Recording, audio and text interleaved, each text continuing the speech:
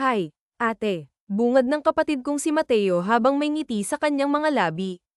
Pagkapasok ko pa lamang sa aming munting tahanan, agad kong naramdaman ang kakaibang ganang loob dahil sa kanyang masiglang pagbati.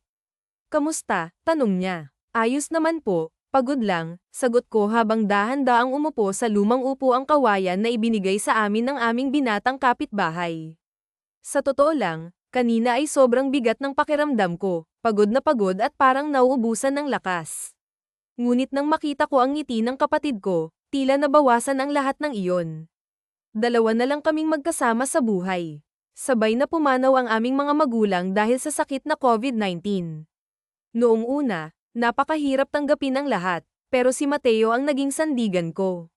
Sa kabila ng lahat, sa kanya ako humuhugot ng lakas kaya kahit mahirap, pinipilit kong kayanin ang bawat araw. May mga kamag-anak naman kami, pero syempre, hindi ko gustong maging pabigat sa kanila. Mukhang pagod ka, ate ah. Sandali lang, kukuha ako ng juice para sa'yo. Masigla siyang tumakbo papunta sa kusina. Naiwan akong nagtataka habang pinagmamasdan siya. Saan kaya siya kumuha ng pambili ng juice, tanong ko sa sarili. Mahal pa naman ng mga bilihin ngayon, lalo na ang juice. Saglit lang, bumalik na siya, may dala ng baso ng juice at ilang tinapay. Merienda na tayo, ate, masigla niyang sabi habang iniaabot ang pagkain. Saan galing ito? Tanong ko, na agad na nagpawala ng ngiti sa kanyang mukha. Napansin kong umiwas siya ng tingin. Mateo, tinatanong kita, seryoso kong dagdag. Tsaka nga pala, bakit alas 5 pa dapat ang uwi mo? Bakit nandito ka na? This time, hindi ko na napigilan ang pagtaas ng boses ko. Napakamot siya sa ulo at napangiwi. Ate, kasi nag-absent ako. Masama ko siyang tiningnan. Mateo naman. Napabuntong hininga ako. Sorry, ate. Extra kasi ako sa ginagawang bahay dyan sa kanto. Sayang kasi, malaki ang bayad. Hindi ako makapaniwala. Tinitigan ko siya ng matagal. At kailan mo pa sinuway ang mga utos ko? Tumayo ako ng may inis. Pagod na nga ako sa trabaho, tapos ganito pa ang madadatnan ko. Mateo, kaya nga ako nagtatrabaho ng mabuti para makapag-aral ka ng maayos. Tapos ngayon, nag-a-absent ka at ganyan ang idadahilan mo. Kulang pa ba ang pinapadala ko sa'yo? Sunod-sunod siyang umiling. Hindi naman sa ganoon, ate. Gusto ko lang talagang makatulong. Nakikita ko kasing nahihirapan ka na, kahit hindi mo sabihin. Ayokong maging pabigat, lalo na't alam kong kaya ko namang magtrabaho. Napahinto ako sa sinabi niya. Tinitigan ko siya ng maigi. 18 anyos pa lang siya, pero sa tindig at kilos niya, parang mas matanda siya sa edad niya. Graduating na siya ng senior high school, at iyon ang isa sa mga dahilan kung bakit pinagsusumikapan ko ang trabaho. Alam kong magastos ang kolehiyo, pero handa akong gawin ang lahat para maipagpatuloy niya ang pag-aaral. Sinabi ko bang magtrabaho ka? Malumanay kong tanong. Ang gusto ko, mag-aral ka ng maayos, Mateo. At kung gusto mo talagang makatulong, magtapos ka ng pag-aaral at humanap ng magandang trabaho. Bahagya siyang yumuko. Hindi naman ako matalino, ate. Dapat nga ikaw ang nag-aaral sa ating dalawa. Sayang ka kasi, ikaw ang matalino. Napahinto ulit ako. Ilang beses na naming napag-usapan ang bagay na ito. Hanggang high school lang ang natapos ko, pero ayos na sa akin iyon. Ang mahalaga, maipagpatuloy niya ang kanyang pag-aaral. Mateo, nasa diskarte yan, sabi ko habang nilalapitan siya. Marahan ko siyang tinapak sa balikat. Basta, huwag ka nang mag-absent ulit, ha? Sabihin mo kung kailangan mo ng pera, gagawan ko ng paraan. Napangiti siya ng bahagya. Mahal kita, ate. Napasinghap ako sa gulat nang bigla siyang magseryoso. Pagkatapos, niyakap niya ako ng mahigpit. Kahit nagtataka, masuyo ko pa rin iyong tinugon. Kumain na nga tayo, sabi ko habang hinayla siya paupo. Sinimulan naming kainin ang mga dala niyang pagkain. Paminsan-minsan, paimpol ko siyang tinitingnan. Hindi ko maiwasang makaramdam ng kaba, pero higit sa lahat, naroon ang pagmamalaki ko sa kanya. Para bang may kakaiba kay Mateo. Napansin kong masyado siyang seryoso ngayong gabi. Pagkatapos naming maghapunan, agad siyang nagpaalam na magbabasketball daw kasama ang kanyang mga kaibigan. Kahit may nararamdaman akong kaba, pinayagan ko pa rin siya. Wala naman akong nakikitang dahilan para pagbawalan siya. Mabait at responsable ang kapatid ko. Kahit lalaki siya, Sanay siya sa gawaing bahay, kaya wala talaga akong reklamo sa kanya. Manang-mana siya kay tatay, masipag at maasahan. Umuwi ka rin ng alas 9 paalala ko. Opo, ate, mabilis niyang sagot bago lumapit sa akin at magaan akong hinalikan sa pisngi. Pagkatapos, nagtatakbo na siyang palabas ng bahay. Naiwan akong napapailing habang pinagmamasdan ang kanyang likuran. Pagkapasok ko sa silid, biglang nagring ang cellphone ko. Nang tignan ko kung sino ang tumatawag, si Sofia lang pala. Napairap ako habang naupo sa katra at sinagot ang tawag. Oh, ano na namang tsismis mo? Bungad ko kaagad sa kanya. Si Sofia ay kasamahan ko sa trabaho, kaya imposible namang nami-miss niya ako. Kilala ko na rin siya bilang isang certified chismosa. Miss din kita, friend, sagot niya nang may halong sarcasmo. Mahina akong natawa sa sagot niya. Loka, ano ngang sadya mo? Tanong ko habang kinakalikot ang laylayan ng kumot. Siyempre, tungkol ito sa yummy at guwapong anak ni Don Er. Napapabalitang magpapakita raw siya bukas sa mall, aniya sabay tili. Kaagad kong inilayo ang cellphone sa tainga ko at mariing napapikit. Ang tinis kasi ng boses niya, parang sumaksak sa tenga ko. Pero, sa totoo lang, hindi ko pa nakikita ang tinutukoy niyang anak ni Don Er. Sa mga larawan lang ako nakakakita ng mukha nito. Si Sofia lang ang may personal na encounter sa kanya dahil mas matagal na siya sa trabaho. Ako naman ay bago pa lamang bilang housekeeping staff sa mall. Ano naman ngayon? Importante ba yun? Tanong ko habang napapanguso. Talagang walang kwenta ang mga chismis niya, gaya ng dati. Kaya importante yun kasi kapag nakita mo siya, promise, gaganahan kang magtrabaho, sagot niya nang may kasamang tawa. Sus, ang dami mong alam, sagot ko nang may halong inis. At isa pa, napapabalita rin na next month daw, tataasan ulit ni Don Emilio Guzman ang sweldo natin, dagdag niya. Bigla akong napaayos ng upo sa narinig. Sigurado ka ba dyan? Tanong ko, halos hindi makapaniwala. Oo, Day. Alam mo naman si Don Emilio. Napakabait nun, at mukhang wala na rin siyang mapaglagyan ng mga pera niya, sagot niya habang tumatawa. Napangiti ako sa sinabi niya. Sa lugar namin, kilalang kilala si Don Emilio hindi lang dahil sa kanyang kayamanan kundi pati na rin sa kanyang kabutihan. Napakamatulungin niya, at halos lahat ng tao rito ay sa kanya lumalapit tuwing may problema. Ang alam ko, sa dulo ng village siya nakatira, pero ang anak niya ay bihirang magpakita rito. Marahil ay nasanay na itong manirahan sa ibang bansa. Yayamanan talaga. Marami pa kaming napag-usapan ni Sofia bago siya tuluyang nagpaalam. Ako naman ay nagdesisyon ng matulog. Hindi ko nahihintayin si Mateo dahil alam kong umuwi naman siya sa tamang oras. Pero, mali pala ang akala ko.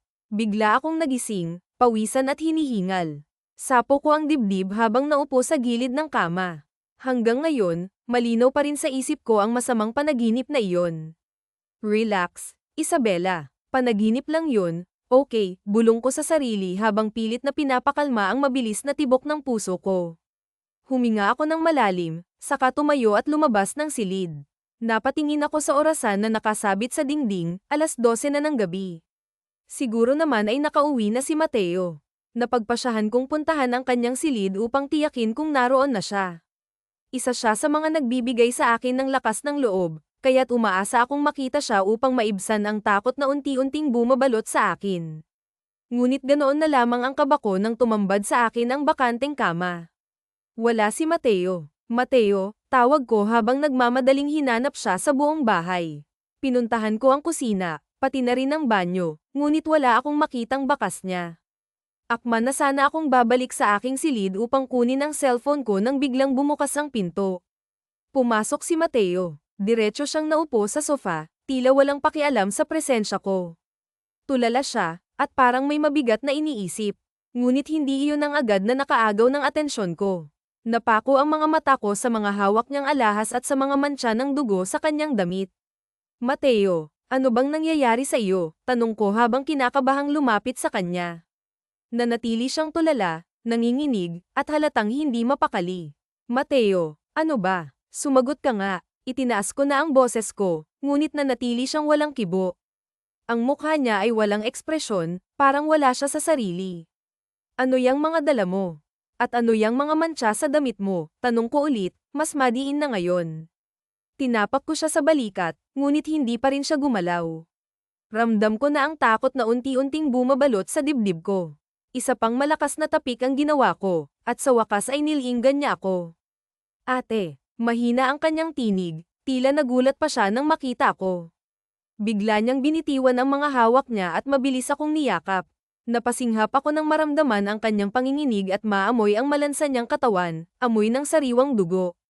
Sorry, ate, hindi ko po sinasadya, paulit-ulit niyang sinasabi habang nanginginig ang boses niya. Ramdam ko ang matinding takot sa kanyang mga salita at kilos. Hindi ko po sinasadya, ate, muli niyang ulit habang umiiling at humahagulgol. Naguguluhan man ako sa mga nangyayari, pilit kong kinalma ang sarili ko. Alam kong walang mangyayari kung pareho kaming magpapadala sa takot. Huminga ako ng malalim bago siya dahan-daang ainal-alayan paupo. Ano bang nangyari, bunso? Tanong ko sa kanya, mahina ang boses ko upang hindi siya lalong mataranta. Malikot ang kanyang mga mata, halatang balisa, at patuloy pa rin siyang umiiyak. Tila may kinatatakutan siya na hindi niya masabi. Basta, ate, kung ano man ang mangyari, mahal na mahal kita, bigla niyang sabi, sabay yakap sa akin ng mahigpit. Hindi ko na nagawang magsalita. Ramdam ko ang kaba at kutob sa dibdib ko, ngunit pilit kong pinapakalma ang sarili. Iniisip ko na sana mali ang hinala ko. Mabait ang kapatid ko. May tiwala ako sa kanya. Malapit nang sumapit ang umaga, ngunit nanatili akong gising. Pinagmasdan ko ang kapatid kong mahimbing na natutulog sa tabi ko. Mabuti na lamang at naaya ko siyang dito matulog sa aking silid. Kanina pa siya balisa, at halos pilitin ko pa siyang magpalit ng damit upang maging mas komportable. Napangiti ako, ngunit mapait. Mabait ang kapatid mo, Isabela. Hindi siya gagawa ng anumang ikasasama mo, pilit kong kinukumbinsi ang sarili ko. Sa kabila ng lahat, niyakap ko siya ng mahigpit bago ko ipinikit ang mga mata. Pagdilat ko, ingay mula sa kapitbahay ang gumising sa akin. Pupungas-pangas akong bumangon. Sobrang sakit ng ulo ko, marahil dahil sa konting oras lamang na naitulog ko. Ngunit ang antok na nararamdaman ko ay biglang naglaho nang mapansin kong bakante na ang higaan kung saan nakahiga si Mateo kanina. Muli akong kinabahan habang bumabalik sa isip ko ang itsura niya kagabi. Mateo, tawag ko habang nagmamadaling lumabas ng silid. Ngunit tulad ng nangyari kagabi, wala rin siyang bakas sa loob ng bahay. Pagdating ko sa kusina, napansin ko ang isang puting papel na nakapatong sa lamesa, may kasamang puting sobra. Nangangamba ngunit nagtataka, nilapitan ko ito at dahan-daang kinuha. Halos manginig ang mga kamay ko habang binabasa ang nakasulat sa papel. Dear ate, sana kapag nalaman mo ang totoo, matanggap mo pa rin ako bilang kapatid mo. Sorry kung sumuwi na naman ako. Mahal na mahal kita, ate, at huwag ka pong mag-alala dahil magkikita pa naman tayo, hindi pa lang sa ngayon. Basta, palagi mong iingatan sana ang sarili mo at isa lang pong hiling ko na sana pagkatapos mong basahin to, sana umalis ka na dyan at magpakalayo-layo. Gamitin mo po ang perang iniwan ko sa'yo para makapagsimula ka ng bago. Mateo, matapos kong basahin yun ay namalayan ko na lang na umiiyak na pala ako. Anong ibig sabihin nito, Mateo? Gamit ang nanginginig na kamay ay binuksan ko ang sobra at halos matamba ako sa gulat nang makita ang libo-libong pera doon. Ano? Saan to nakuha ni Mateo? Windang pa rin sa mga nangyayari kaya't iniwan ko sa lamesa ang sobra at papel. Agad akong nagtungo sa silid ni Mateo pero wala talaga siya doon. Kahit ang mga damit niya'y wala. Kaagad kong kinuha ang cellphone ko para tawagan siya pero mukhang naka-off ang phone niya. Ilang beses ko pa ring sinubukang tumawag pero wala talagang sumasagot. Ano ba itong pinaggagawa mo, Mateo? Nanghihina akong umupo. Nanlalabo na rin ang mga mata ko sa mga luhang gustong pamatak. Gulong-gulo na ako sa mga nangyayari nang tumunog ang cellphone ko ay kaagad ko iyong kinuha sa pag-aakalang si Mateo pero hindi pala, si Sofia lang pala. Wala sana akong balak na sagutin yun pero hindi ko alam kung bakit may nag-uudyok sa akin na sagutin yun. Hello, Sofia, matamlay na bungad ko sa kanya. Bakit hindi ka pumasok? Tanong kaagad niya. Oo nga pala, sa kakaisip ko sa kapatid ko nakalimutan kung may pasok nga pala ako ngayon. Mabuti na ring hindi ka pumasok, seryosong dagdag nito. Napaayos naman ako ng upo.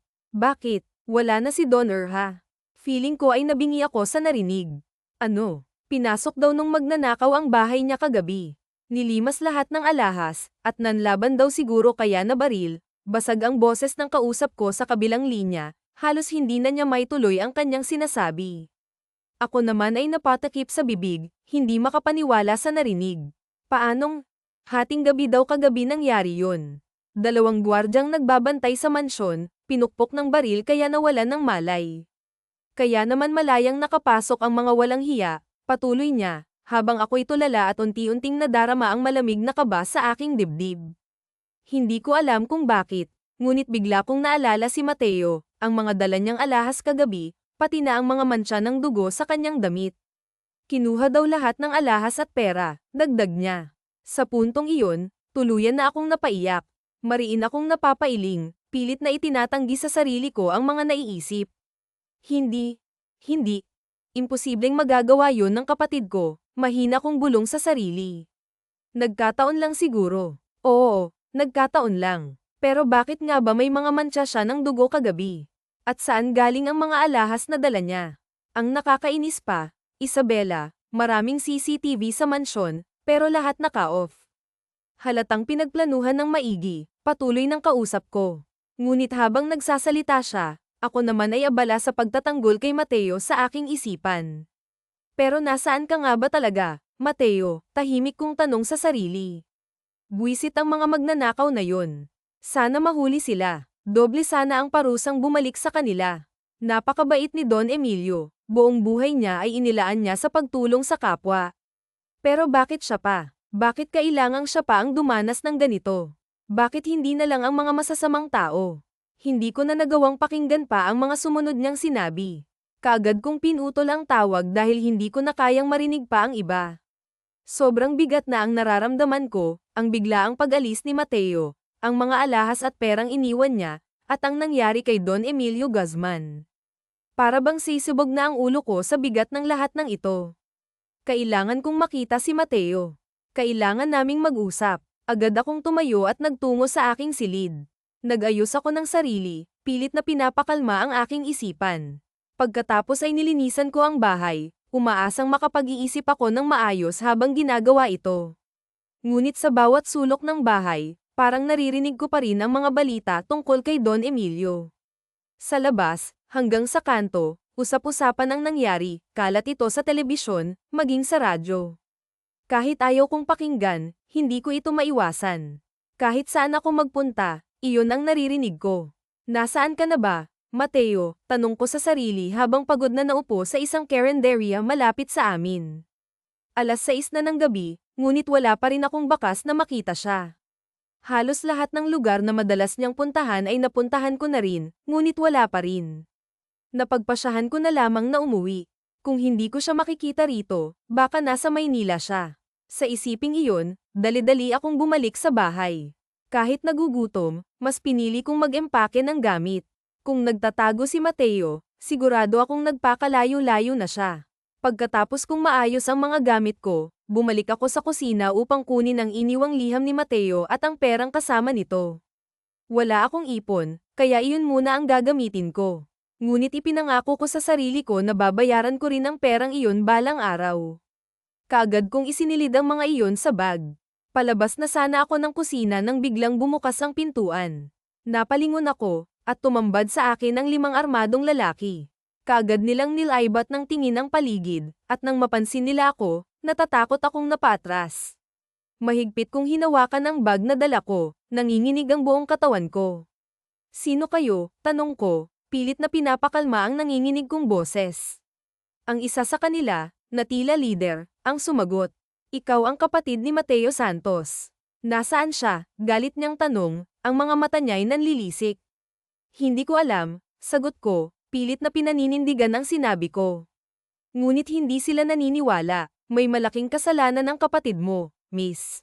Kaya kung ako sa'yo, ilabas mo na siya, banta ng leader habang unti-unti silang lumalapit sa akin. Natatakot akong umatras habang mahigpit kong hawak ang bag ko. Hindi ko nga alam kung nasaan siya, senggal ko, ngunit ramdam ko ang panginginig ng boses ko. Mariin akong tinitigan ng leader, at sa mga mata niya, alam kong hindi sila aalis nang hindi nakukuha ang gusto nila. Halos sabay-sabay silang napailing. Boss, wala raw rito, saad ng lalaking malaki ang tiyan. Mula sa likuran nila, pumasok ang isang makisig na lalaki na agad nagbigay ng kakaibang presensya. Mayroon siyang nakakatakot na aura, ang kanyang mga kilay ay magkasalubong, ang kanyang mga mata ay itim na itim at tila tumatagos ang tingin sa akin, at ang kanyang panga ay bahagyang nakaigting, waring pilit pinipigil ang galit. Brenna Santos, tanong niya, ang boses niya ay mababa at nakakapanginig ng laman. Siguro naman nakikilala mo ako. Mariin akong napalunok habang dahan-daang tumingala sa kanya. Napakatangkad niya, at ang presensya niya ay tila bumalot sa buong paligid. Alejandro Guzman. Halos pabulong kong sambit, nanginginig ang boses ko. Hindi ako maaaring magkamali, anak siya ni Don Emilio Guzman. Bigla siyang ngumisi, ngunit ang ngiting iyon ay hindi nagdala ng ginhawa. Sa halip, lalo lamang akong natakot. I'm glad you know me, aniya, malamig ang tono. Pagkatapos, muling bumalaysik ang kanyang mukha. Ngayon, tatanungin ulit kita, nasaan ang kapatid mo? Hindi ko nga kasi alam, sagot ko, pilit na itinatago ang takot sa aking boses. Ngunit bago pa ako makapagpaliwanag, bigla niyang hinawakan ang braso ko ng mahigpit. Aray, malakas kong daing, napapikit ako sa sakit. Ang pinakakinaiinisan ko ay ang mga taong nagsisinungaling, malamig niyang sabi habang inilapit ang kanyang mukha sa akin. Halos tumama na sa mukha ko ang mainit ngunit mabango niyang hininga. Lalo niyang hinigpitan ang hawak niya sa braso ko, at ramdam ko ang puot sa kanyang mga mata. Pinatay ng kapatid mo ang aking ama, kaya dapat lang napagbayaran niya ang ginawa niya. Ano, bulalas ko, habang naiiyak akong umiling. Kahit naisip ko na iyon kanina, hindi ko pa rin matanggap. Hindi iyon magagawa ng kapatid ko, sigaw ko, pilit na ipinagtatanggol si Mateo. Sinubukan kong kumawala sa mahigpit niyang pagkakahawak, ngunit mas lalo lamang humigpit ang kapit niya, dahilan upang mas sumakit ang braso ko. At bakit? Gaano mo kakilala ang kapatid mo? Kriminal ang kapatid mo, madiin niyang sabi, ang boses niya ay puno ng galit. Halos manlamig ang buong katawan ko sa mga narinig ko. Pakiramdam ko'y sinapian ako ng kung ano, dahil bago ko pa napigilan ang sarili ko, malakas kong sinampal si Alejandro. Sa lakas ng sampal ko, rinig ito sa apat na sulok ng bahay.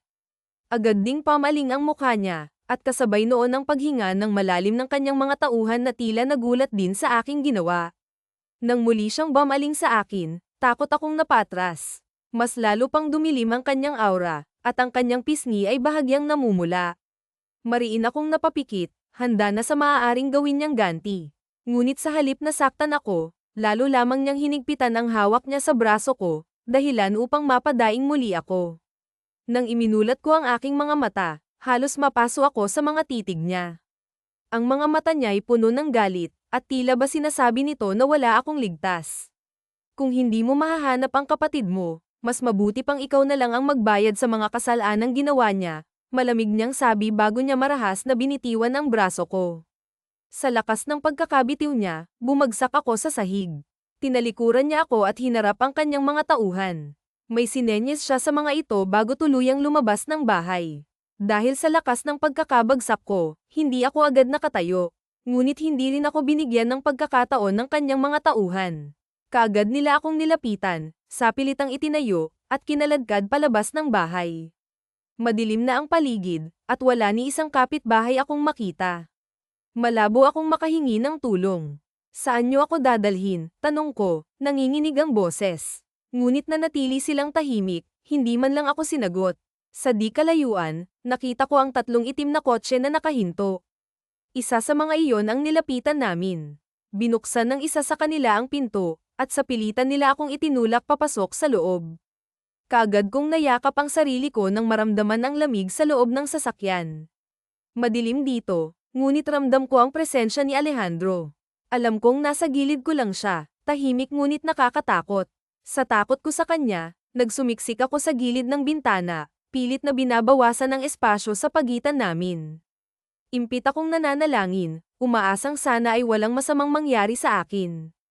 Ngunit alam kong imposible iyon. Ramdam ko ang matinding galit ni Alejandro kanina.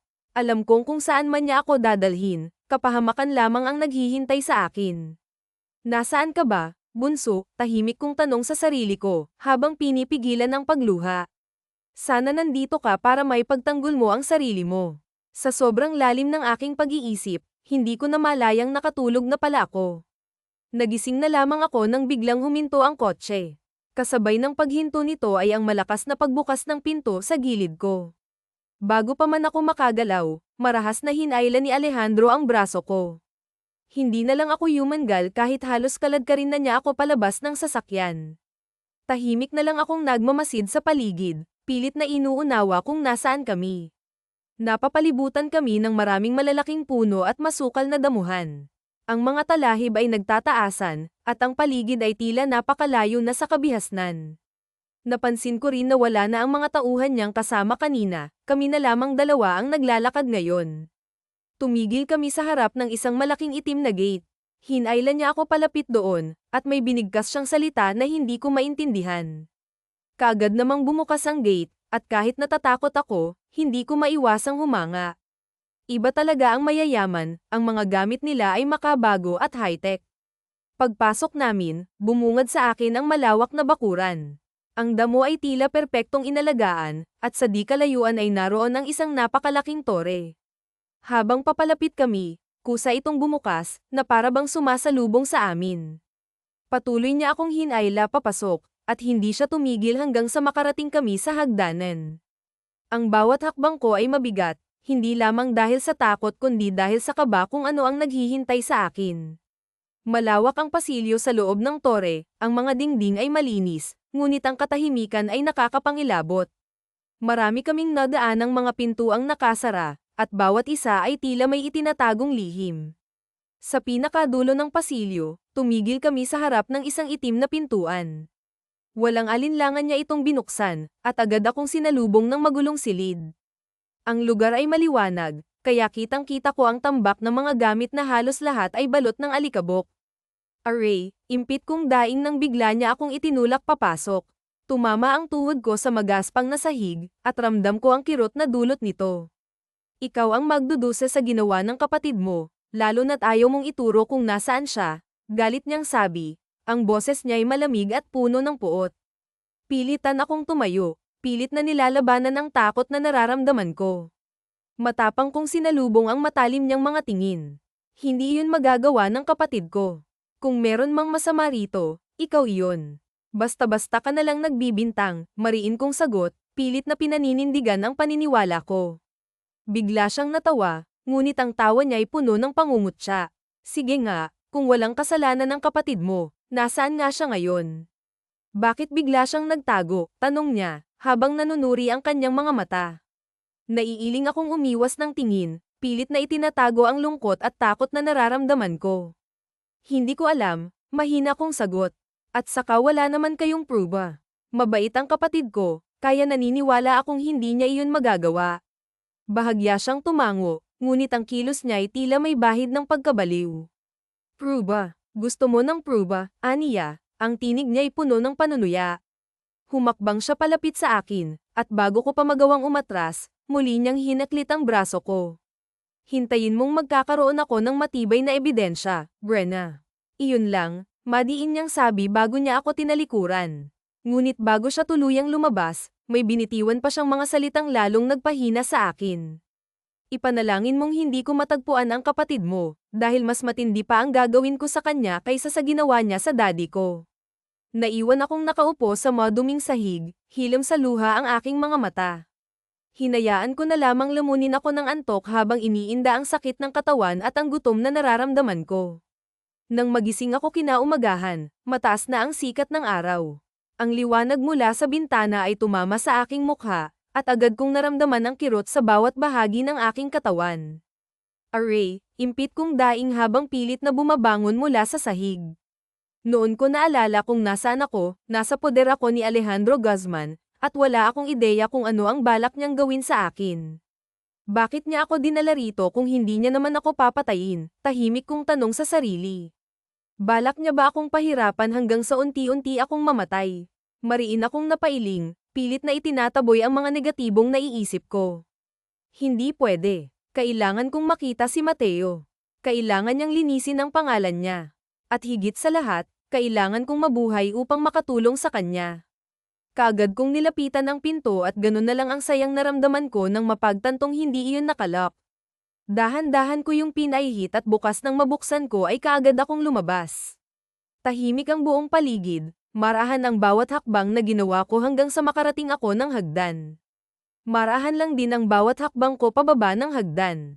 Pero nang makarating ako sa sala ay tila bang nalaho ang sayang nararamdaman ko kanina nang makitang prenteng nakaupo doon si Alejandro na tila ba inaasahan nang makita ako. Trying to escape, mapang-uyam niyang tanong. Pilyo siyang napangisi bago tumingin sa malaking flat screen na TV.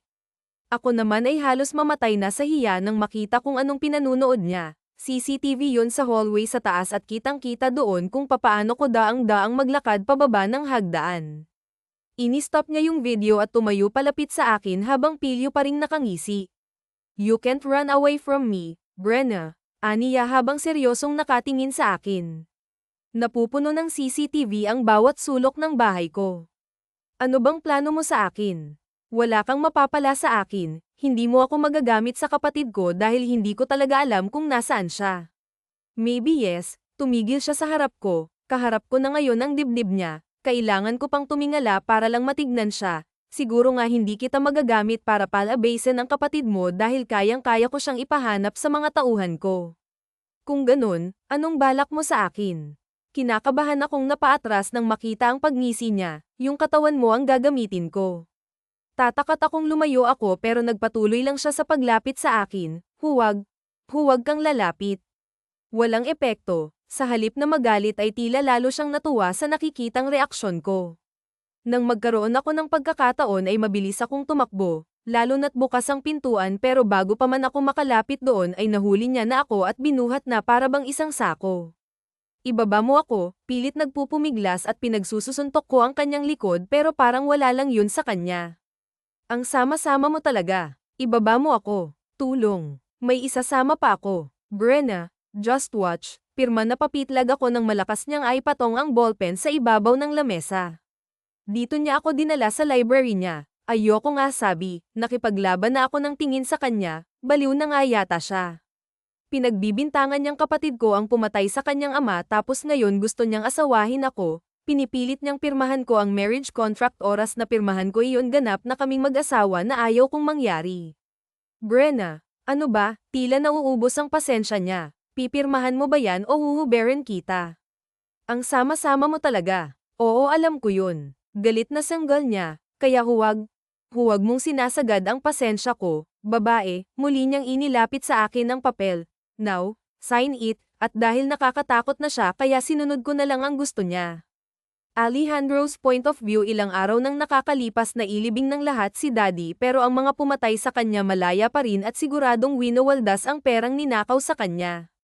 Nung araw na malaman kang nangyari kay Daddy halos mapatay ko ang mga bodyguard niyang walang kwenta na kapagtatakang lahat ng CCTV naka-off may nahagip naman sa CCTV na nakalagay sa poste 3 lalaki iyon yung 2 hindi nakunan ng mukha ang tanging nakunan ay mukha ni Mateo Santos kapatid ni Brenna Santos na kasalukuyang housekeeping sa mall na pagmamayari ni Daddy ang 2 kasama ni Matian nakahubad tanging siya lang nakadamit na puro man siya ng dugo. Pinakiusapan kang humahawak sa kaso ni Daddy na huwag na munang ilalabas ang kopya ng CCTV saka na lang kapag nahuli na si Mateo kailangan niyang mahuli sa madaling panahon para malaman na rin namin kung sino pang mga kasama niya ako at ang humahawak lang sa kasa ang nakakaalam ayokong dumugin ng mga taong magkapatid na Santos hindi ko alam pero malakas din ang kutob ko na malaking maitutulong ni Mateo at ang kapatid niya ay mas maganda na nasa poder ko. Si Brenna siya ang sasalo ng galit na nararamdaman ko ngayon sa last will and testament ni Daddy nakalagay na kailangan ko munang may kasal para makuha ang iniwanan niyang pamana sa akin at ang kalahati nun ay mapupunta sa mga foundation at dahil nasa poder ko naman ng dalaga kaya siya na lang napili kong gawing asawa siya ang kapalit sa kasalanang ginawa ng kapatid niya Brenna point of view pagod akong naupo katatapos ko lang Mang Gomez sa likod ng mansyon. Ang buwisit kasing lalaki na yun, hindi naman nabanggit na balak pala akong gawing katulong. Mabuti na lang talaga't sanay ako magbanat ng buto kaya ayos lang ang mga pinagagawa niya. Kaya niya rin pala ako pinapirma ay para makuha ang mana niya daw. Wala naman yun sa kaso sa akin. May usapan kami na pag nahanap ko ang kapatid ko, patutunayan namin sa kanya na walang kasalanan ang kapatid ko. Nangako rin naman siya na hindi niya sasaktan ng kapatid ko at iyon ang panghahawakan ko kaya hindi ako sumusuway sa mga utos niya pero labas doon ang katawan ko. Ano siya? Sineswerte. Mag-aalas 8 na. Katatapos ko lang magluto ng hapunan at siguradong padating na ang lalaking yun. Hindi nga ako nagkakamali dahil maya-maya lang ay rinig ko na ang paghinto ng sasakyan niya. Kaagad na akong nag-abang sa pintuan para salubungin siya, iyon kasi ang utos niya, ang pagsilbihan siya mula ulo hanggang paa. Napakasenyorito. Nang bumukas ang pinto ay umayos ako ng tayo, muntik pa akong matulala dahil sa taglay niyang kagwapuhan. Kaagad ko ring naamoy ang mabango niyang pabango na nakadikit na yata sa katawan niya. Pinigilan ko ring masapo ang dibdib ko nang tumibok yun ng malakas. Hindi ko alam kung kailan nagsimula basta nagising na lang ako isang umaga na kumakabog na ang dibdib ko pag nagtatama ang aming paningin. Aray, bumalik ako sa katinoan nang bigla niya nalang ibato sa akin ang mga hawak niyang paper bags. Problema mo, inis na tanong ko. Salubong ang kilay na tinignan niya ako. Isuot mo yan ngayon na, may pupuntahan tayo. Ha? Nagtatakang tanong ko. Hindi ka muna kakain. Mukha ba akong gutom? Pagsusungit niya sabay sulyap sa kusina. Tsaka kailangan mo yan ng lason. As if namang may lason akong magagamit. Hirapan ko siya tsaka hindi ka kaagad mamamatay no. Masyadong masama yung ugali mo. Dagdag ko pa pero syempre joke lang yun. Hindi naman talaga siya ganun kasama. Sadyang masungit lang siya at suplado. Palagi kasing nakasimangot, malayong malayo sa ama niyang si Don na palaging nakangiti. What did you just say? Ayan, nagsungit na naman po ang walang hiya. Wala, ang sabi ko gwapo ka sana binilang. I know, press kong saad niya.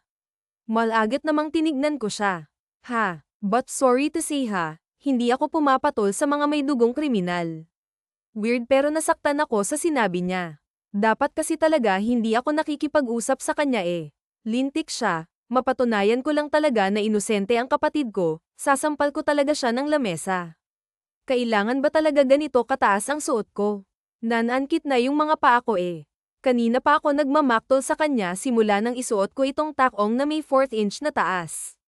Hindi ako sanay mag-heels, palagi lang akong nakatsinelas. Ito ang unang beses kaya hirap na hirap talaga ako. Akala ko ba susundin mo lahat ng gusto ko? Tanong niya na nangunguna sa paglalakad papalapit sa kanyang kotse. May pupuntahan daw kaming party. Kung kaninong party, hindi ko alam. Hindi na ako nagtanong. Ayoko nga kasi siyang kausapin. So kasama to sa pagpapahirap mo sa akin. Hindi na siya sumagot. Nang makalapit kami sa kotse ay diretso na siyang pumasok ni hindi man lang ako pinagbuksan ng pinto. Buwisit siyang talaga. Anong akala niya sa akin? Marunong magbukas ng pinto, dahil tinted ang kotse niya kaya hindi ko siya makita sa loob. Bahala siya diyang maghintay, basta hindi ako papasok. Hindi ako marunong magbukas ng pinto, mamaya masira ako pa eh lalo na siyang nagalit. May ilang minuto rin siguro akong nakatayo bago bumaba ang bintana ng kotse kung saan siya nakaupo. What? Salubong ang kilay na tanong niya. Hindi ako marunong magbukas ng pinto. Kung gusto mo akong pasakayin, pagbuksan mo ako. Taas kilay na tugon ko. What? Tuluyan na akong napairap at watan mo yang mukha mo. Mukhang wala pa siyang balak na pagbuksan ako ng pinto pero sa huli ay padubog din siyang lumabas ng kotse, umikot sa kabila para pagbuksan ako. Thank you, nangaasar kong saad. Pili ako pa siyang nginitian, tanging irap lang ang ginawa niya bago padubog na sinner ang pintuan. Masira sana yang kotse mo. Matagal ang naging biyahe namin bago kami nakarating sa tila palasyong bahay. Malawak, maingay, at napupuno ng ilaw ang paligid. Mukhang maraming tao base na rin sa dami ng nakapark na kotse dito sa parking area. Umayos ka Isabela. Ipakikilala kita sa lahat bilang asawa ko. Huwag na huwag mo akong ipapahiya, anya nang makalapit sa akin. Kaagad niya akong hinapit sa bewang. Mahina naman akong napasinghap, gulat ding tinignan ko siya. Baka walang maniwala, bakit naman wala? Saglit kaming huminto sa paglalakad, bahagya din siyang lumayo sa akin at pinakatitigan ako. Naiilang naman akong nag-iwas ng tingin. White fitted dress ang suot ko ngayon, hanggang tuhod lang ang haba nun habang ang buhok ko naman ay hinayaan kong nakalugay. Tanging pulbo lang din at manipis na makeup ang nakalagay sa mukha ko kaya kung may kakilala man ako sa party ay check na makikilala agad ako. Maganda ka naman, kahit sino maniniwala, saad niya na siyang dahilan para mag-init ang mukha ko. Hindi ko alam pero marami namang nagsasabi na may itsura nga ako pero iba ang epekto nung siyang nagsabi.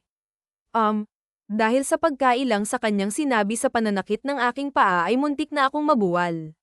Mabuti na lang at kaagad niya akong nalapitan at nayakap sa bewang. Hey careful. Ngayon naman ay halos maduling ako sa pagkakalapit ng mukha namin, malaya tuloy tumatama sa mukha kong mainit niyang hininga. Kinakabahang nag-iwas ako ng mukha nang ma-realize na kanina pa pala ako nakatitig sa kanya partikular na sa mapula niyang labi. Relax. Natatawanan saad nang mapansin ang pagkailang ko. Hinawakan niya ako sa dalawa kong balikat, pinatayo ng tuwid bago lumayo sa akin. Kaagad din naman akong dumistansya sa kanya. Pakiramdam ko kasi ay aatakihin na talaga ako kapag nagdikit pang muli ang balat namin. Sa party ay halos mayayamang tao ang nakakasalamuhan namin at tama siya nang sinabing ipakikilala niya ako bilang asawa. Marami ang nagulat pero mas marami ang natuwa lalo na yung mga barkada niya na karamihan ay nagtatampo na iba kadod. Hindi pa rin ako makapaniwalang nalihim mo sa aming lahat na kinasal ka na pala sa Canada saad ng isa sa mga kaibigan niya kaya pala kahit anong gawin ninsaw ng pinsan ko hindi mo pinapatulan loyal husband ka naman pala wika naman nang nagpakilala ang Gabriel kung ganyan ba naman kagandang mapapangasawa ko baka hindi na rin ako umalis pa ng bahay para namang gusto kong mamula sa sinabi niyo ni Diego tila naman proud na lalo akong hinapit ni Alejandro sa bewang marami pa silang napagkwentuhan at medyo na out of place na ako kaya naman nagpaalam muna ako na magbabanyo hindi ko maiwasang humanga kay Damien. Bukod sa gwapo siya meron din siyang isang salita. Walang nakakakilala sa akin dito. Ibig sabihin lang nun hindi pa niya ikinakalat na ang kapatid kong suspect sa pagkamatay ng ama niya. Isa kasi sa kasunduan namin ay ang pakiusap ko na huwag niya munang sasabihin sa mga pulis ang tungkol sa kapatid ko hanggat hindi pa ito nakikita. Hindi naman kasi lingid sa akin na ang iba sa mga pulis ay may pagkasira ulo baka kapag nalaman nila at nakita ang kapatid ko ay baka kung anong gawin nila. Kanina pa akong nakaharap sa salamin. Iniisip ko kung lalabas pa ba ako. Naiinip na kasi ako roon, nakakaantok kung ayain ko na lang kayang umuwi si Damien. Malalim na rin naman ng gabi Sa naisip ay saka na lang ako nagpasyang lumabas. Marami pa ring tao ang iba sa kanila'y binabati ako. Sobrang sikat naman kasi talaga sa business world ni Damien. Nang makarating kanina sa pwesto namin ay hindi ko na siya roon matagpuan kaya naman nag-ikot-ikot na lang ako sa paligid. Una kong pinuntahan ang pool area pero wala siya roon, maging sa garden ay wala siya. Masyadong malawak ang lugar kaya hindi ko alam kung saan ko pa siya susunod na hahanapin sa halip ay napagpasyahan ko na lang na magtungo sa parking lot sa kotse ko na lang siguro siya hihintayin. Naturuan niya naman na ako kanina kung papaano magbukas at magsara ng pinto ng kotse. Binigyan niya na din ako ng duplicate ng susi niya. Hindi ko alam kung magtitiwala na ba siya sa akin o sinusubukan niya lang ako.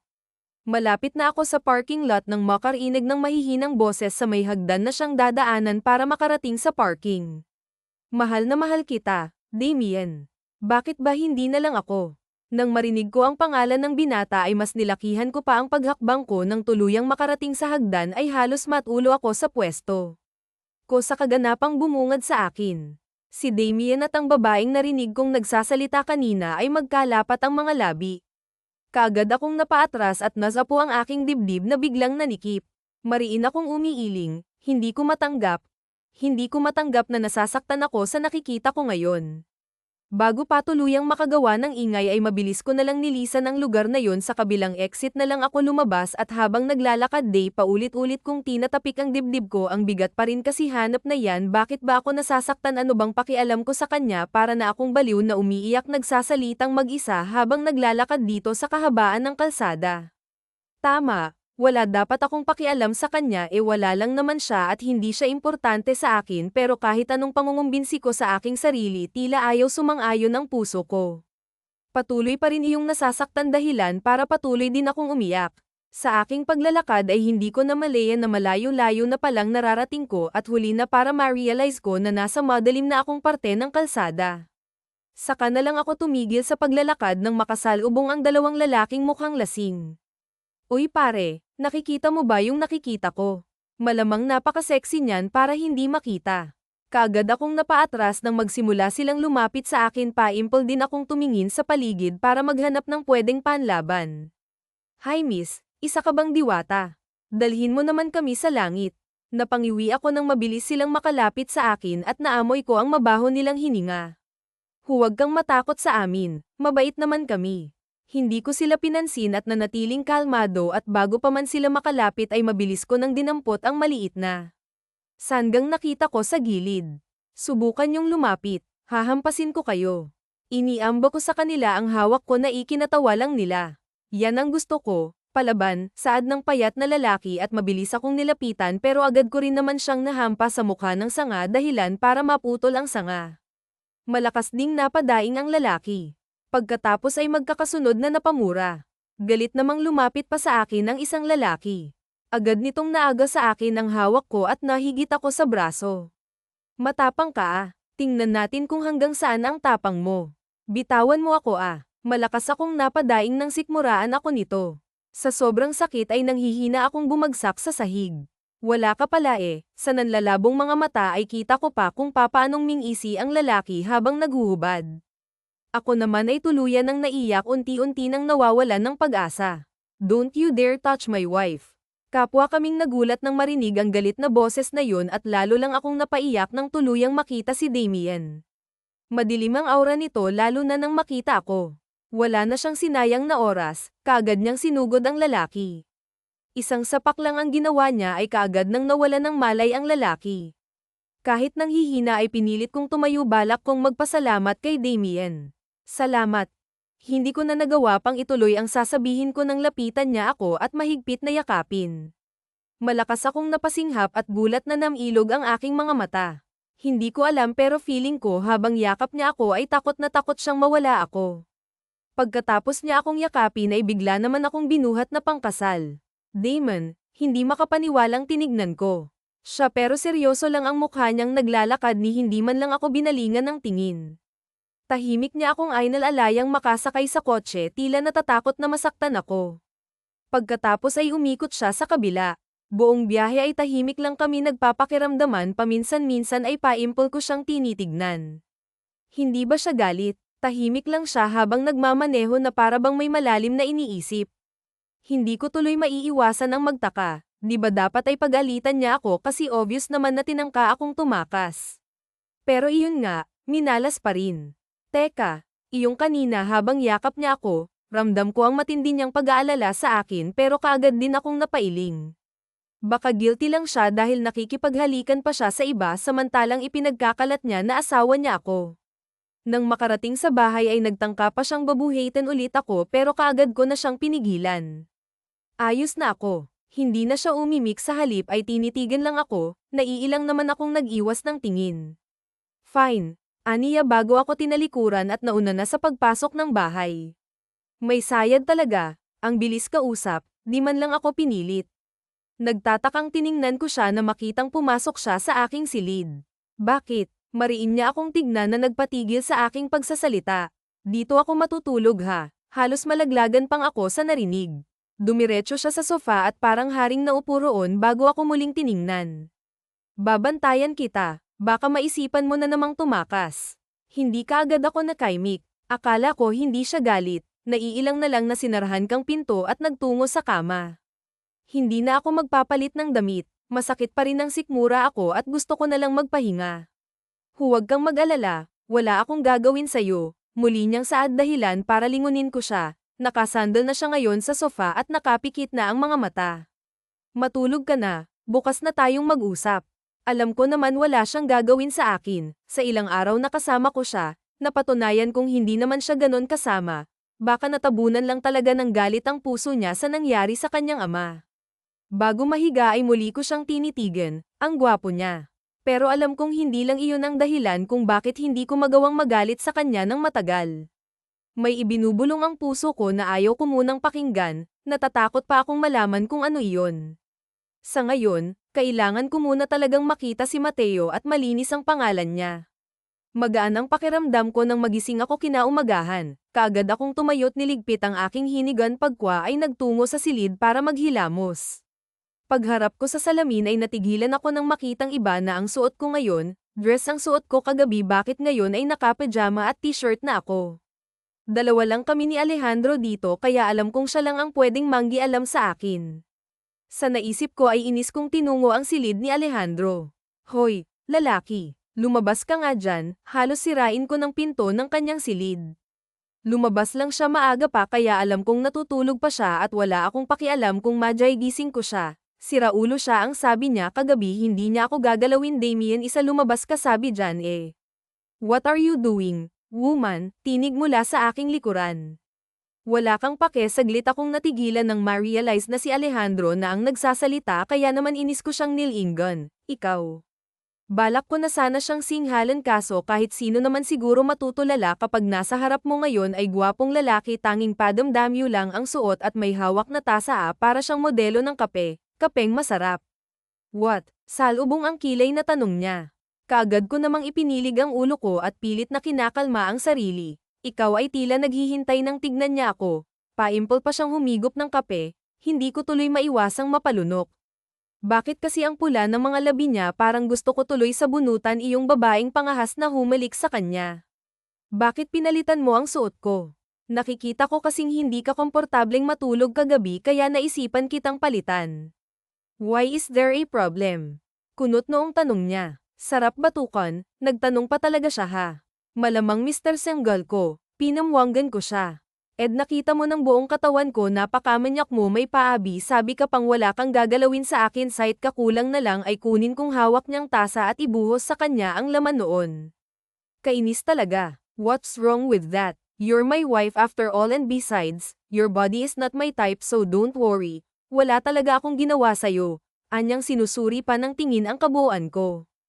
Ano-anong sinabi mo? Hindi ko galing ulitin ang mga sinabi ko na babae seryoso niyang saad bago ako mariing tignan now ang tanong ko naman ang sagutin mo mariin akong napalunok masyado siyang seryoso nakakakaba bakit ka tumakas akala ko ba may usapan tayo naiilang akong umiwas ng tingin Brenna I'm asking you nakita kasi kitang nakikipaghalikan masama ko siyang tinignan so bahagyang tumikwas ang kilay niya anong so di ka man lang ba magsosorry hindi makapaniwalang tinignan ko siya why should I and kaya ka tumakas dahil doon why nagseselos ka ba tila nga asar nang umisi pa siya nagseselos hapagak kung natawa bakit naman ako magseselos bakit nga ba kung pwede rin naman natin yung gawin sira ulo ka talaga kung sapakin kaya kita tuluyan na siyang napahagalpak ng tawa ako naman ay halos mamulan na sa galit talaga bang tinatawanan niya lang ako seryoso ako Damien pinakilala mo na akong asawa mo sa lahat tapos bigla kang makikipaghalikan sa iba kung may ibang nakakita sa inyo ano nilang iisipin ng mga tao na putol ang aking pagbubunganga ng bigla niya na lang akong halikan sa labi isang mabilis na halik lang yun pero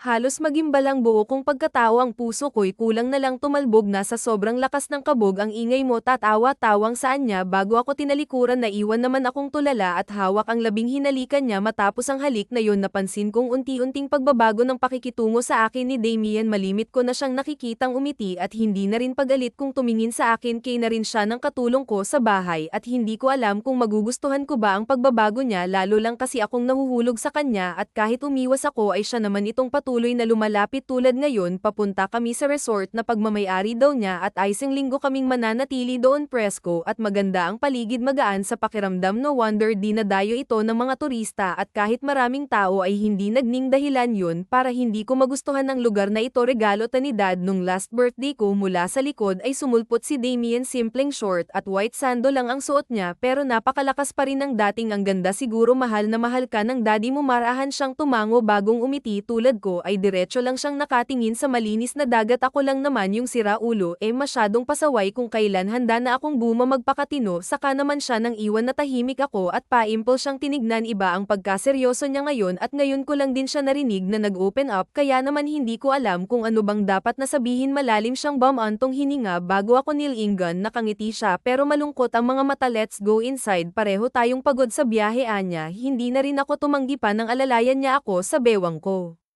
Kinabukasan ay maaga akong gumiyak binigyan ako ng pera ni Damien at iyon ang ginamit ko para makabili ng red toothpaste naiinis pa rin kasi ako kapag naaalala ko yung sinabi niya na hindi niya type yung katawan ko oo at hindi ako kaputian pero may hugis naman ang katawan ko humanda ka ngayong Damon tingnan ko lang kung hindi mo ako pagbawalang lumabas sa suot ko parang timang akong napangiti sa naisip ganun kasi sa napapanood ko laging pinagbabawalan ng male lead ang bidang babae perfect napapalakpak pa ako nang makitang sarili ko sa salamin ng kontento ay masigla akong lumabas tanging tupes at asol na manipis na balaba lamang ang suot ko na abutan ko si Damian sa salas nakaupo sa sofa habang busy sa pinanunood tumikim ako upang agawin ang atensyon niya para kasing wala siyang balak na pansinin ako suplado magsiswimming lang ako asaad ko pero ang loko simpleng tango lamang ang ginawa ni hindi man lang ako binalingan ng tingin na iinis na kinalma ko ang sarili ko mabuti na lang at nakita ko ang cellphone niya sa gilid ng TV pili akong napangiti sa naisip ayaw mo akong pansinin mabagal akong naglakad palapit sa cellphone niya sinigurado kong mapapatingin talaga siya sa akin what are you doing kunot noong tanong niya nang lingunin ko siya ay nakatingin na siya sa akin partikular na sa katawan ko lihim naman akong napangiti maakit ka ngayon peram ng phone mo magseset niya wala I mean hindi mo man lang ba ako pagagalitan sa suot ko and why would I do that may masama ba sa suot mo anyang nakafocus sa katawan ko ang mga mata naiilang naman akong umiling o yun naman pala you may go huwag ka lang magbababad baka sipunin ka muli niyang binalik sa TV ang atensyon niya laglag ang balikat na lumabas ako ng cabin bakit ganon siya parang walang pakialam sa akin, man lang ako pinagbawalan hindi niya ba naiisip na baka mabastos ako sa suot ko.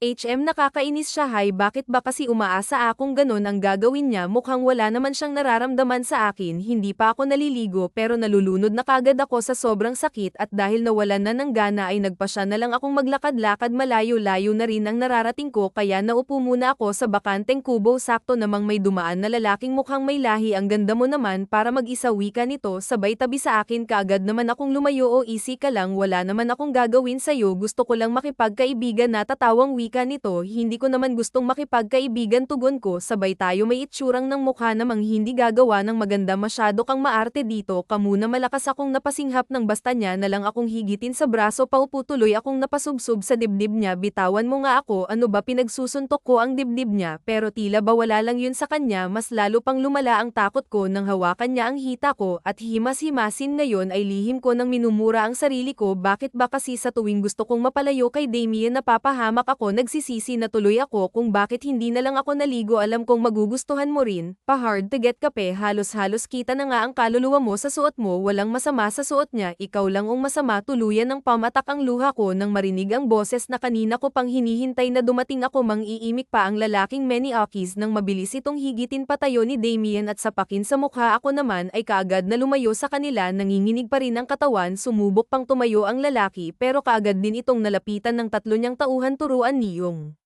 Nang leksyon yan utos ni Alejandro bago ako nilapitan umiiyak na sinugod ko siya ng yakap sorry sad ko it's okay lumayo siya saglit para habarin ng t-shirt at sinuot yun sa akin kung hindi sana ganito yung sinuot ko he cut me off ipinatong niya ang daliri sa labi ko it's not your fault okay sadyang may mga Maniakis lang talaga gusto ko lang kasing magpapansin sabi mo hindi mo tahip ang katawan ko kaya sinuot ko to para pagsisihan mong sinabi mo muli hindi ko na naman natapos ang sasabihin ko matamis siyang ngumiti matapos ko yung sabihin ay pinagsisihan ko din yun kaagad Brenna haha dammit baby hindi mo lang alam kung papaano ang pagpipigil ang ginawa ko noon habang hinuhubaran ka na huwag kang hawakan ayokong gumawa ng hindi mo magugustuhan at lalong ayokong pag-isipan mo ako ng masama kaya yun na lang ang sinabi ko ibig sabihin nagsinungaling ka lang noon I guess oo ako dapat ang mag-sorry hindi ko siya pinansin sa halip ay nilapitan ko siya tumingkayad at pilit na iniaabot ang kanyang labi agad akong napapikit ng maramdaman ang malambot niyang labi ramdam kung natigilan siya tila nagulat ni Din sa aking ginawa. Nang ilang minuto ay hindi pa rin siya gumagalaw saka pa lang ako nagmulat at nahihiyang lumayo sa kanya. Sorry. Akmang tatalikuran ko na siya nang pigilan niya ako sa braso. Hinapit niya ako sa bewang at ako naman ang natigilan ng halikan niya rin ako, halik na puno ng pag-iingat at pananabik. Tuluyan na akong pumikit at yamakap sa kanya. Tuluyan ko na ring inamin sa aking sarili ang totoo kong nararamdaman sa kanya. Mateo's point of view. Ang gusto ko lang naman ay makatulong kay Ate Isabela. Sa bawat araw kasi na magkasama kami, nararamdaman kong nahihirapan at napapagod na siya. Hindi lang siya nagsasabi dahil gusto niyang makatapos ako ng pag-aaral. Mahal ko ang ate kaya kahit hindi matalino ay sinisipag ko pa ring mag-aral pero kulang pa rin May isang subject pa rin akong naibagsak. Sobra akong na-stress na hindi ko alam kung papaanong sasabihin kay ate. Mas lalo pa akong na-stress nang malaman kong hindi na ako makakasama sa scholar. Graduating na ako, magka-college na't dagdag pa yun sa gastos ni ate. Si ate na halos wala ng pahinga, na hindi na nga makabili ng bagong gamit kaya naman ang sabihin ni Fernando na may alam siyang racket na malaki ang kitaan, hindi na ako nagdalawang isipan na sumama. Nung gabing rin yun ay isinama at ipinakilala niya ako sa kaibigan niya raw na si Jegos, malaking tao, maporma. Mukhang may kaya sa buhay kaya naisip ko na baka maganda ang trabaho na ito pero yun ang akala ko. Huli na nang sabihin nila sa aking papasukin namin ang bahay ni Donner. Nung gabing yun ay nalaman kong hard killer pala si Jegos at isinama lang ako ni Fernando para magnakaw at para mapalabas na pagnanakaw ang dahilan sa pagpatay sa matanda. Gusto ko mang umatras nung gabing yun ay huli na. Tinutukan ako ng baril at pinagbantaan din nila ang buhay ni Ate Isabela kaya sa huli sinunod ko na lamang ang lahat ng utos nila. Nilimas naman namin ang lahat ng alahas habang tahimik na kinitil ni Jegos ang buhay ng matanda. Bago umalis ay nilapitan ko pa ang bangkay ng matanda, umiiyak na humingi ng tawad. Wala na akong pakialam kahit mabahira ng mancha ng dugo ang damit ko. Matapos ang nangyari ay tuliro akong umuwi ng bahay. Hiyang-hiya ako kay Ate Isabela at dahil ayoko na siyang madamay pa sa gulo kaya lahat ng naitabi kong pera iniwan ko sa kanya. Nag-iwan din ako ng liham. Ang mga alahas kong dalay balak kong isolay sa mga pulis. Balak ko nang sumuko sa pulis pero pinangunahan ako ng takot. Huhusgahan ng mga kapitbahay namin ang ate ko dahil nagpalaki siya ng walang hiyang kapatid. Ayokong mangyari yun kaya't lumayo ako. Binalikan ko sila Jegos at Fernando pero hindi natuloy. Nang makita ko kung sinong kausap nila, hindi ako maaaring magkamali. Si Mr. Pablo, matalik na kaibigan ni Don Emilio Guzman ang kausap ni Jegos. At base sa mga narinig ko ay si Mr. Pablo nag-utos na ipapatay ang Don. Parehas pa ang tatakbo sa pagkagobernador ang magkaibigan at dahil alam ni Castro na mas malakas at mas kilala si Don kaya hindi malabong hindi ito manalo kaya nagawa niya itong ipapatay. Hindi ako halos makapaniwala sa narinig. Sa takot ay lumayo ako. Sinubukan kong balikan si ate sa bahay ngunit wala na siya roon. Ngayon hindi ko alam kung saan siya hahanapin. Ang tagal ko nang hinahanap si ate, nasan na ba siya? Sa paghahanap ay umabot na ako sa Mabuhay Resort at doon ay nagkasalubong ang landas namin ni Alejandro Guzman, ang anak ni Don Emilio Guzman. Sinong mag-aakala sa tagal kitang pinapahanap, nandito ka lang pala nagtatago sa resort ko. Madilim ang aura ang tanong niya. Nagulat man sa narinig ay kinalma ko pa rin ang sarili ko. Matalinong tao ang kaharap ko, siguro naman ay marunong din siyang makinig. Alejandro Guzman, umayos ako ng tayo't matapang na sinalubong ang tingin niya. Alam kong alam mong hindi akong pumatay sa ama mo kaya bakit akong pinapahanap mo? May utak ka naman siguro para malaman ang sagot sa tanong mo, di ba? Handa akong makipagtulungan sa isang kondisyon. Mariin ko siyang pinakatitigan. Alam kong hindi ko dapat siyang pagkatiwalaan pero mas malakas ang impluwensya niya. Alam kong matutulungan niya akong mahanap ang kapatid ko bago pa man ako maunahan ni Jegos. Tulungan mo kong hanapin ang ate ko. Bahagyang tumikwas ang kilay niya pagkatapos ay marahang tumango. Hindi rin nakaligtas sa akin ang kanyang kakaibang ngisi. Isabella's point of view. Kanina ko pa hinahanap si Damien. Nakahanda na kasing hapunan pero hindi pa siya bumabalik, sabi niya saglit lang siya. Dahil natakot na akong lumayo kaya sa may labas na lang ng cabin ako naghintay. Nangangawit na nga akong kakatayo kaya nang akmang papasok na ako ay may bigla namang tumawag sa akin. Isabela, I knew it was you, nakangiting matanda ang lumapit sa akin. Mr. Pablo, nagtatakang tinignan ko siya. Yes, iya. Tugon niya pagkatapos ko ay sumulyap sa aming cabin. Diyan ka tumutuloy. Nahihiya naman akong tumango. So totoo nga ang balita, mag-asawa na nga kayo. Tila hindi siya makapaniwala. Pasensya ka na iya, hindi lang ako makapaniwala. Sinabi niya kasi na kapatid mo raw ang pumatay sa kanyang ama kaya nakapagtatakang pinakasalan ka pa niya eh. Kung sa bagay, mahal niyo naman yata ang isa't isa eh. Halos manlaki ang gulat sa mga mata ko sa narinig. Papanong, sinabi niya po na kapatid ko ang, halos hindi ko na matapos ang sasabihin ko. Hindi mo ba alam, wanted na ang kapatid mo. May mga sinabi pa siyang halos hindi ko na marinig. Malakas ang kabog ng dibdib ko at the same time ay naninikip din. Paano niya yon nagawa? May usapan kami. Ang sabi niya kami lang ang nakakaalam. Pagkabukas pa lang ng pinto ay kaagad ko nang sinugod ng mag-asawang sampa si Damien. Nakahawak sa pisngi at gulat na tinignan niya ako. Hey, what was that? Mayabang ka. Ang sabi mo hindi mo ipagkakalat hanggat wala pang matibay na ebidensya.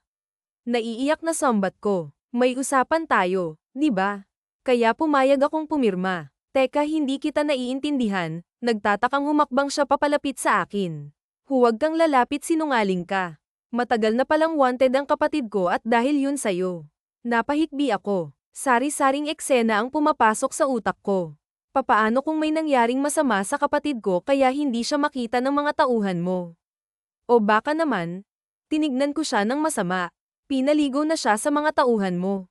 Kita ko ang pagdaan ng sakit sa mga mata niya. Ganun ba kasama ang tingin mo sa akin? Bakit hindi ba nagawa mo mang bilugin ang ulo ko? Senggal ko. Hindi ko talaga mapapatawad ang sarili ko kapag may nangyaring masama sa kapatid ko. Kasalanan ko eh. Sa halip na hanapin ko siya, mas pinili kong magpaloko sa lalaking to. I hate you, Damien. Nagsisisi akong pinagkatiwalaan kita. Yun lang at patakbo na akong lumabas ng cabin. Madilim na ang paligid, wala na ring gaanong tao sa paligid pero wala akong pakialam. Aalis ako sa lugar na ito. Kinapa ko ang cellphone ko sa bulsa ng pajama kong suot. Ngayon ko lang naalala na binigyan nga pala ako ng bagong cellphone ni Damien. Nagtipa ako ng number ni Miss Castro. Binigay niya yun sa akin kanina. Nag-insist siya na tawagan ko lang daw siya kapag kailangan ko ng tulong. Hello Iya, nasan ka? Pinigilan kong mapaiyak habang sinasabi sa matanda kung nasan ako. Listen, tumahan ka't may i-text ako sa iyong address. Pumunta ka roon, doon natin pag-usapan ang problema mo. Mapait akong napangiti. Salamat po. Sa aking paglalakad ay hindi ko inaasahang makakasalubong ko ang taong matagal ko nang hinahanap. Ate, saglit akong natigilan. Mateo, hindi makapaniwalang tinignan ko siya. Ate. Pagkatapos ay takbo ko siyang sinalubong ng mahigpit na yakap. Ligtas ka bunso. Kapwa na kami hilam sa luha ang mga mata, magkakasunod akong napailing.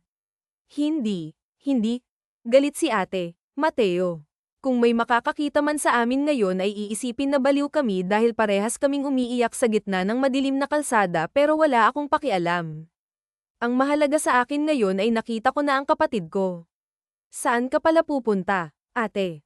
Maya-maya'y tanong niya at ngayon ko lang uli naalala na tinakbuhan ko nga pala si Damien. Kailangan na nating umalis dito, Mateo. Baka maabyutan pa tayo ng mga tauhan ni Damien. Hinawakan ko siya sa kamay at hinigit pero nagtatakang pinigilan niya ako. Anong ibig mong sabihin, ate? Oo nga pala, hindi pa kilala ni Mateo si Damien. Makinig ka sa akin bunso. Hinawakan ko siya sa dalawang balikat at mariing pinakatitigan. Pupunta tayo ngayon kay Mr. Pablo, matutulungan niya tayo. Ano? Hindi ko na siya nagawa pang sagutin nang may biglang humantong dalawang itim na van at lumabas sa mga armadong lalaki mula roon. Nang makita nila kami ay agad nila kaming nilapitan. Natatakot namang hinawakan ko ang kapatid ko. Huwag kang matakot ate, hindi tayo pababayaan ni Damien. Natulala na lang ako sa sinabi niya hanggang sa sapilitan kaming ipasok sa van. Hindi na muli pang umimik si Mateo, kahit man laban ay hindi niya ginawa na kapagtatakang tila kampante lang siya. Sa madilim na abandonadong gusali kami dinala. Doon ay naghihintay sa amin ng mga armado pang lalaki kasama si Mr. Pablo, isang malaking lalaki at si Fernando na kapitbahay namin at kaibigan ni Mateo. Mr. Pablo, ano ang ibig sabihin nito? Nahihintakutang tanong ko habang pasimpleng sinusuyod ng tingin ang paligid. Tol, kamusta? Kung hindi ka lang sana nagmatigas wala tayo ngayon dito. Maangas na wika ni Fernando. Sa halip na umimik, nangaasar nang inisihan lang siya ni Mateo. Ngayon ko lang pala napansin na parang ang laki ng ipinagbago ng kapatid ko. Nagkaroon siya ng bigete at tila ay nag-matured. Hindi ko tuloy maiwasang mahabag sa kanya. Napakayabang mo pa rin ha, akma siyang susugurin ni Fernando nang pigilan ito ng katabing lalaki. Boss, kung ililigpit na natin ang mga yan pwede bang tikman ko muna yung asawa ni Guzman? Halos magtayuan ang lahat ng balahibo ko sa katawan sa sinabi niya ng lalaki. Matapang naman na itinago ako ni Mateo sa kanyang likod. Huwag niyong gagalawin ang ate ko. Jegos ako ang may atraso akong ang harapin niyo. Magkakasabay naman silang natawa. Masyado kang matapang, bata. Sa wakas ay umimik din si Castro. Sayang nga lang at hindi natin yan mapapakinabangan.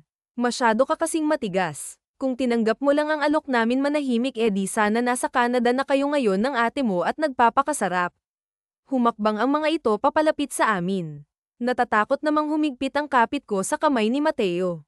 Gusto kong pag-alitan ang sarili ko. Ako yung ate pero ako pa yung mas takot. Huwag niyo kaming igaya sa inyong mga ganid sa pera kaya kahit pumatayhan ang gawin. Matapang na sanggal ng kapatid ko. Tila naman hindi yun nagustuhan ni Jegos kaya walang paabang sinuntok niya si Mateo dahilan para matambay ito sa sahig. Nag-alala namang nilapitan ko siya. Mateo. Pero hindi ko pa man siya tuluyang natutulungan ay marahas na akong hinigit sa braso ni Jegos. Bitawan yung ate ko. Sinubukan pa akong lapitan ni Mateo pero pinagtulungan lang siyang hawakan ng mga tauhan ni Castro. Huwag kang mag-alala bata, ikaw ang uunahin namin bago ang ate mo, wika ni Castro bago ikinasa ang hawak na baril. Nahihintakutan naman akong napailing. Huwag, maawa kayo. Sinubukan kong kumawala pero sadyang mahina ako. Pasensya na, kailangan niya nang mawala para wala ng testigo pa.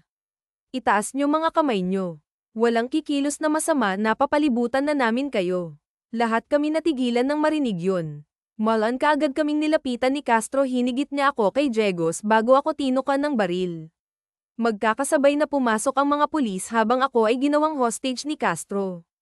Ate, nagtangkang lumapit sa amin si Mateo pero lalo lang iginiin ni Castro ang baril sa aking sentido.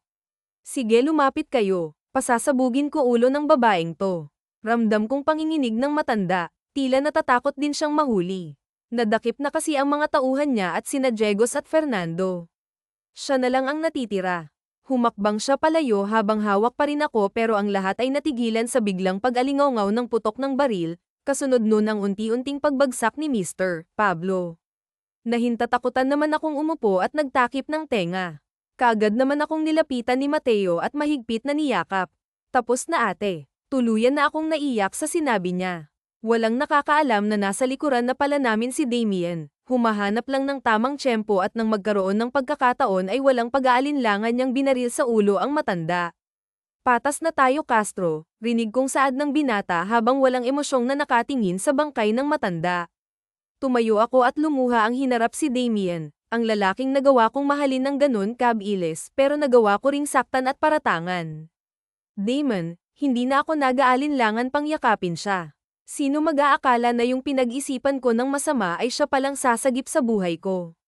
Sorry. I'm so sorry. Nilayo niya ako sa kanya at masungit akong tinignan. Sorry na naman. Hirapan niya ako. Ayoko ng sorry. Hindi yun ang gusto kong marinig. Ana, nagtataka namang tinignan ko siya. Ang corny buisit, pangasar ni Mateo. Ngayon ko lang napagtanto na kaming tatlo na lang pala ang nandito. Nadala na sa morgue ng katawan ni Castro habang sila Jegos naman ay nasa presinto ang bagsak. Naghihintay ako. Muling bumalik ang atensyon ko kay Damien. Napanguso ako. Ano ba kasing gusto mong marinig? Akala ko ba matalino o nung ate mo, Mateo? Parang hindi naman yata, tumikwas ang kilay ko sa narinig. Mahina namang natawa si Mateo. Sure ako kuya, baka gutom lang yan. Mas lalong tumaas ang kilay ko. Abat pinagkakaisahan ako ng dalawa. Hoy Mateo kapatid mo ako aha. Baka nakakalimutan mo. Syempre naman ate, maganda ka, gwapo ako. Magkapatid nga tayo, asar na inirapan ko siya. Bakit parang kinakampihan mo pa siya? Tsaka kailan mo pa siya naging kuya? Simula nang malaman kong asawa mo na siya. Ate bigla naman akong natahimik sa tinuran niya. Ewan ba, hindi pa rin ako sanay kapag naririnig na mag-asawa na kami. Naku dyan na nga kayo basta bigyan niyo ako kaagad ng pamangkin ha. Yun lang, at iniwan na kami ni Mateo. Natatawa namang hinabol ng tingin ni Alejandro si Mateo. Tawang-tawa masama, masaya ako pinamiwangan ko siya ng may maalala. O anong masasabi mo ngayon na inosente talagang kapatid ko ha? Wala, ako pakakasalan nakita sa kahit saang simbahan, matamis ang ngiting saad niya habang nakayakap sa bewang ko. At bakit mo naman gagawin yun? Dahil mahal na mahal kita Isabela at wala na akong balak na pakawalan ka pa sa akin.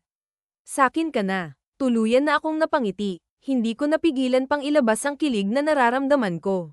Paano ba yan? Wala na rin akong balak na kumawala pa. Iniyakap ko ang mga kamay ko sa kanyang batok bago siya hinalikan. Mahal din kita at saan pa ba magtatapos ang lahat ng ito? Syempre sa matamis na halik na tanging sa kanya kulang naramdaman at naranasan.